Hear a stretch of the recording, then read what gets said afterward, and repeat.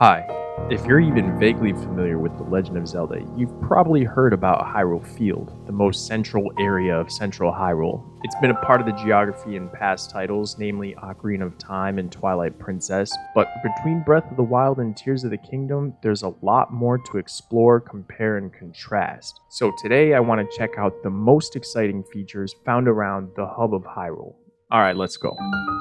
The best place to start this video is to lay out what we consider Hyrule Field and show off how the towers open up this area. Then we'll talk details about each tower's specific locations as we visit them later. For this comparison, Hyrule Field is everything inside the river system here, from right around but not including the Great Plateau, and moving up as far north as to where the Castletown area begins, using this dirt path which eventually turns into the royal walled-off zone, and then cutting straight across the top back onto this dirt path here.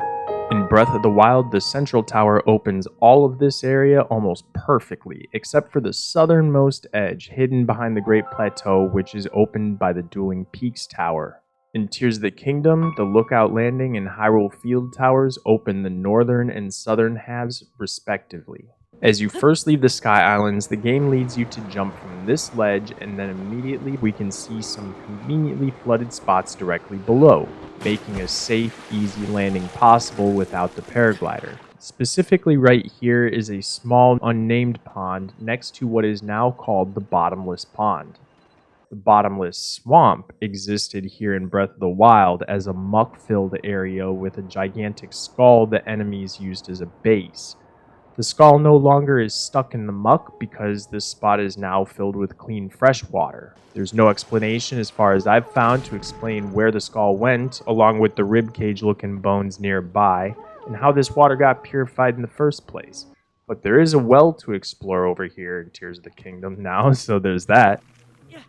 And slightly to the east into the forest in Breath of the Wild, it'll show you where memory number 16 can be found. The time of despair while Link escorts Zelda back to the castle as Calamity arrives to her birthday party. There's nothing of significance in this spot in Tears of the Kingdom. And how could we not include the Floret Sandbar as part of Hyrule Field? This tiny island with the Hyrule Shrine, guarded by Magda, aka Flower Blight Ganon, is found in the middle of the Hyrule River. I really like what they've done with the place since the upheaval. Magda is involuntarily downsized to a small flower bed so you can walk around more freely, and where the Sheikah Shrine once stood is now an identical fountain to the one that you see at the Great Plateau, but in much better shape. Kind of mysterious how a fountain would arrive here, but moving on and heading southwest is the Riverside Stable, which is mostly matching between games, aside from the building supply stand off to the side and some item changes in what's lying around. Also, the Cuckoos have been moved over to and sectioned off in this pen with the goats, likely to keep them from falling accidentally down into the newly developed well, which displaces the aesthetic props from Breath of the Wild. And it has nothing fascinating down there because wells are just basically baby caves anyway. Nearby in each game, a shrine stands in virtually the same exact spot. In Breath of the Wild, it's the Wago Kata, and in Tears of the Kingdom, it's the Tajikat Shrine. My research so far shows that it's rare that a Sheikah and a Zonai Shrine are found in identical locations between the two games. It's at least the first double shrine spot I've 100% confirmed. For example, a little further over southwest, we'll find the Ten Shrine in Tears of the Kingdom. It's an utterly unremarkable spot in Breath of the Wild, with absolutely nothing around except this bombable rock wall at the base of the nearby hillside. If you blow it up, there'll be a treasure chest with a purple rupee inside. In Tears of the Kingdom, there's also a bombable rock wall right there, but behind it is the Whistling Hillside cave entry. If you explore this cave until you reach the dead end, you'll find the rubber armor. And if you use Ascend from right where you're standing when you can open up the chest, you'll pop up right on the Ten's front porch. Heading down into the southernmost portion of Hyrule Field, if you've played Breath of the Wild and listened to old Rome boss Baramis when he directs you towards Kakariko Village, you probably paraglided or ran through some part of this little chunk of land opened by the Dueling Peaks Tower. There are more notable changes between the two games in this general area. Breath of the Wild has the Bosch Kala Shrine just north of Scouts Hill, and a stone talus just outside the Outpost Ruins, while Tears of the Kingdom is loaded with a shrine and a chasm around the ruins in the Forest of Time area, and then a Gloom spawn, or Phantom Ganons, depending on how you beat them up, southwest of here. Not only that, but then there's another one northwest of here by Lake Kolomo at the Garrison Ruins, guarding where the treasure chest with the Majora's Mask is found in Breath of the Wild DLC. And by the way, I did completely miss a Gloom spawn at the Great Plateau video. Thanks to those of you who brought it to my attention. This series does aim to be thorough, and I am constantly uncovering new things with my research methods and all that stuff, so many more things are lurking around in Hyrule than I would have guessed. Be careful out there. In the center of Lake Kolomo, there's a tiny island where a stone talus was trapped in Breath of the Wild. Somehow it escaped, and a Korok has moved in since. And just to the west of the lake in Breath of the Wild is another memory recovery cutscene spot for the time when Link and Zelda are walking along Lake Kolomo and she's still doubting his ability to do his job. There are no glyphs in the Tears of the Kingdom Hyrule Field, but there are 3 memories to uncover in Breath of the Wild. Still one more to go. But before we leave this area, we can find the Aquame Lake Well, which houses a disguised Yiga Pond.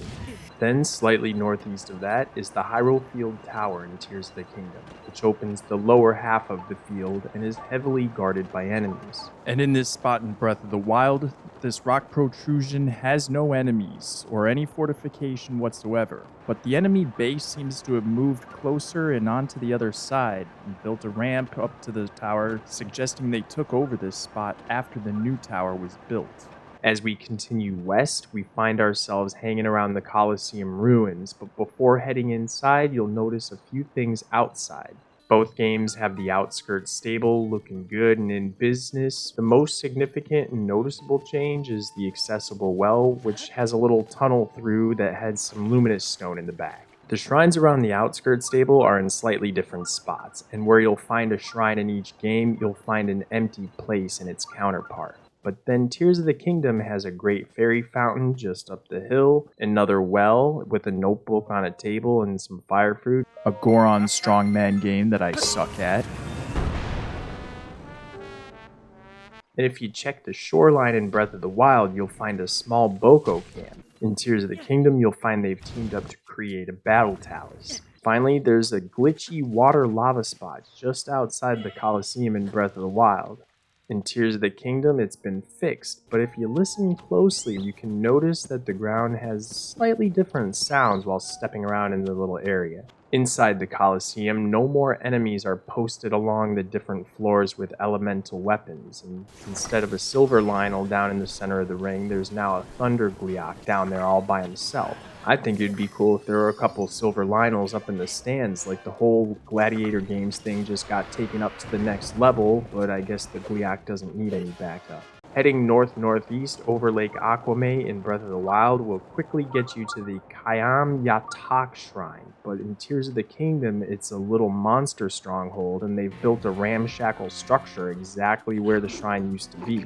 The nearest Zonai shrine is the Mayachin, slightly east in the Exchange Ruins. If we travel north from here in Breath of the Wild, it'll take us to the Central Tower and a minefield of guardians. Or, in Tears of the Kingdom, a bunch of treasure chests, cooking pots, several Koroks, a side adventure, the Susuyai Shrine, which, by the way, is located in the exact spot where the Central Tower once stood. Oh yeah, and another Gloom spawn hangs out over here now too. Not to mention yet another shrine just east of all of this, the Geosin, right next to the Hyrule Field chasm, which by no coincidence lays more or less smack dab right in the center of Hyrule Field. That's no accident. And let's head back to the west coast for one more sweep across the field's top.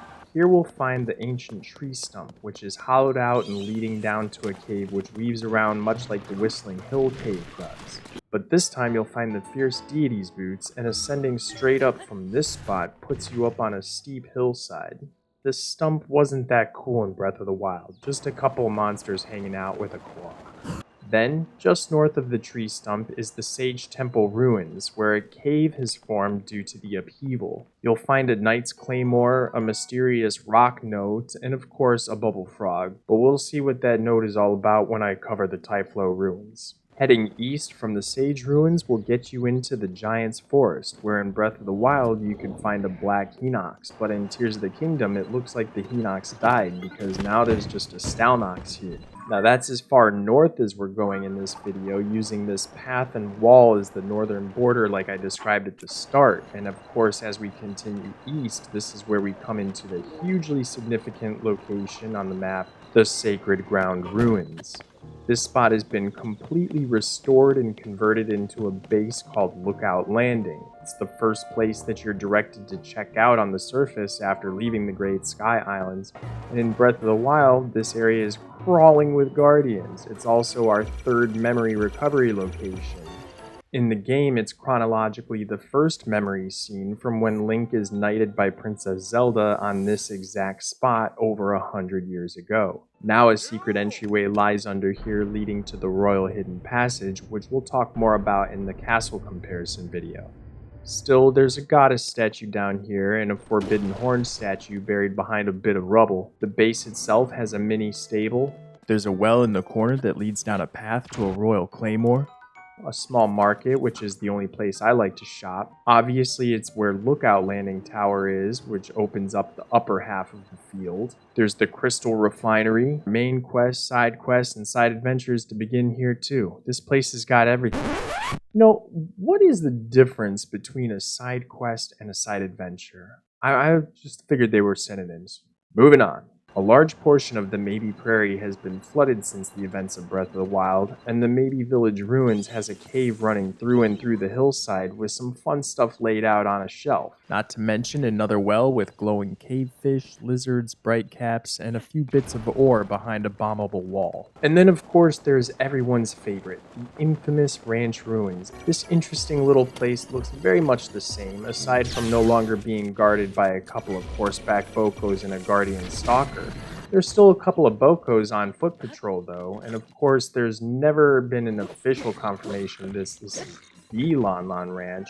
Still, the details from building and path layouts like this barn area. And the other building where you'd play Talon's Kukos game. In Ocarina of Time, there are 4 clay pots outside against this building in good shape, all standing up, while the ruins only have 3 clay pots left, and they are all in the same spot, although in Breath of the Wild, 2 are knocked over, with only the one in the middle still standing upright, but somehow in Tears of the Kingdom, only one is laying on its side. So obviously this area was at least inspired by Lon Lon Ranch from Ocarina of Time, the signage leading out to the oval track and the fencing, the remnants of obstacles left for horses to leap over, all that stuff. Now there's a Korok over here in Breath of the Wild, and in this exact spot in Tears of the Kingdom, there's a treasure chest with a red rupee inside. And if you want a Korok, you gotta go find it under the pile of leaves that remains in this additional structure in the corner. And other than that, this old farm has been abandoned for a long, long time. Did I miss anything interesting? Let me know in the comments. Which area would you like to see covered next? If you enjoyed the video, hit the like button to let me know to make more Hyrule comparisons, and subscribe to make sure that you catch them when the next one drops. And until then, stay cool and always keep punching out there. Aloha.